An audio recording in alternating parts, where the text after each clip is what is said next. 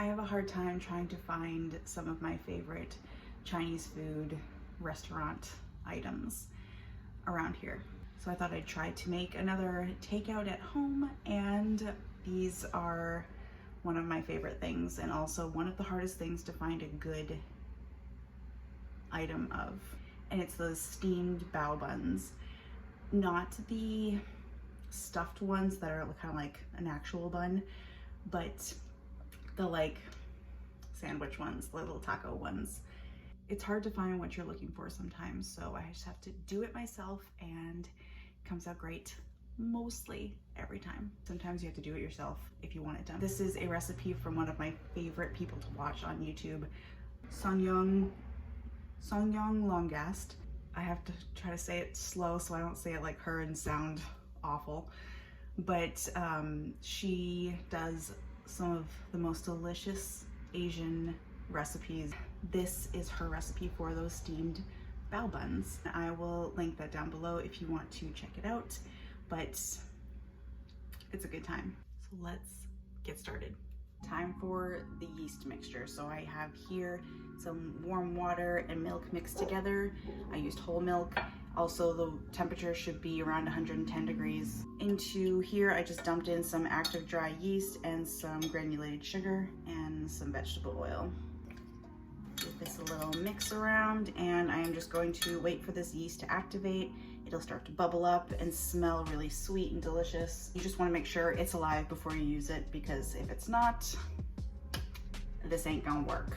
While the yeast is doing its thing, I'm gonna get my dry mixture together. So in like a larger bowl, I have some flour. This is just some all-purpose flour, some more of the granulated sugar, baking powder, and some kosher salt.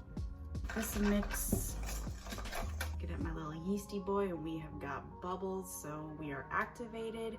The yeast is not dead, hallelujah. So I'm going to pour my yeast mixture into my flour. And I'm just going to mix this up in this bowl until it kind of gets a little bit shaggy. When you've got it pretty much together, just gonna dump them out onto a clean work surface and gather. And we're gonna knead this for about like 3 or 4 minutes, but it's so easy to do this by hand. It comes right together, and I don't have to dirty any more dishes. It's just a little bit of some work, but this is a really soft dough, and it will feel kind of weird right now. See, like it's really rough and you can see it, but this will soften up really nicely. So just knead until you cannot knead no more. Just kidding. We're gonna knead for like 3 or 4 minutes, like I said.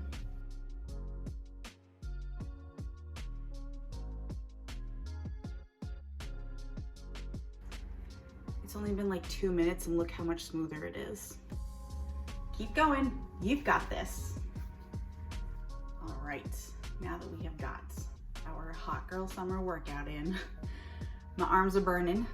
We've got our nice little soft plop of dough. And put it back into our bowl. Gonna cover it up and let it rise in a warm place in your kitchen for like an hour, hour and a half. All right, this has been resting and rising for about an hour and a half actually. It didn't get too crazy big, but it's definitely there.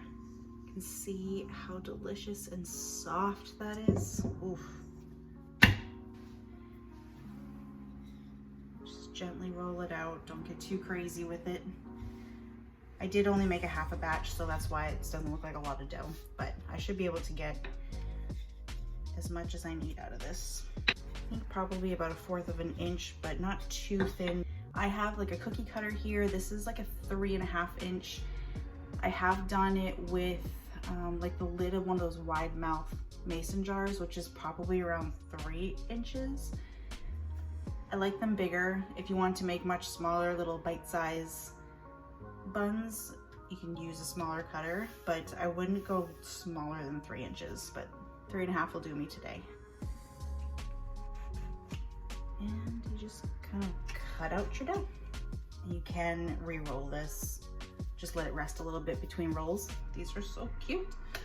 Got our little buns here, and I'm just going to lightly spray them with a little oil, and then just kind of fold them on themselves carefully. So you've got to fold on these just lightly. Just roll them out on itself. Very light pressure. And that oil is so it just makes sure that they don't stick to each other when they're cooked. They'll pull apart fine. I've got my bamboo steamer here. Just going to line it with the parchment paper. You can use coffee filters or actual parchment paper. And then you can just kind of place your buns in. They will get a little bigger, so don't put them right on top of each other, but space them like an inch or so apart. I'm gonna cover these up and let them sit in here for another 30 minutes or so just to get them a little more of a rise, and then we can cook them. Got my pot of simmering water here. It's gonna start to boil soon. You wanna fill it up just enough so it doesn't kind of touch the basket or the food that you're trying to steam. And I'm just gonna place my steamer right on top. And I've just tied like a towel to my lid just so that the condensation doesn't drip down on the buns, because I don't want wet buns, I want nice dry buns. So I'm gonna set my timer for around 8 or 9 minutes for these, and don't peek, don't lift the lid, just trust the process. Be very careful with this stuff, it's super hot. Steam is a silent killer, so just be careful. And we're gonna look at them together. And the first look, oh my lord. Look at how beautiful these buns are. They're perfect size. Let me bring you closer. Look at that. They're perfect. Perfectly fluffy. Oh my gosh, cannot wait to eat these.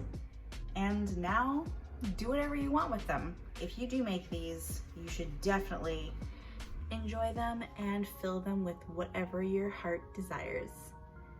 Enjoy. Bit of a better look. They are so thick, like double C thick, and juicy and sticky and fluffy. Oh yeah. So I've got plans for these babies. Just stay tuned. I'm such a doofus and I messed up recording putting this together, but I'll explain it. I just took one of my buns, beautiful buns, stuffed it with just some quick pickled cucumbers and carrots that I just made, topped it with some Kewpie and some tonkatsu sauce and some sesame seeds, and the meat in here is one of the chicken crackling smash burgers that I had made a few videos ago. That I will link below because these are fire chicken patties. But here you go.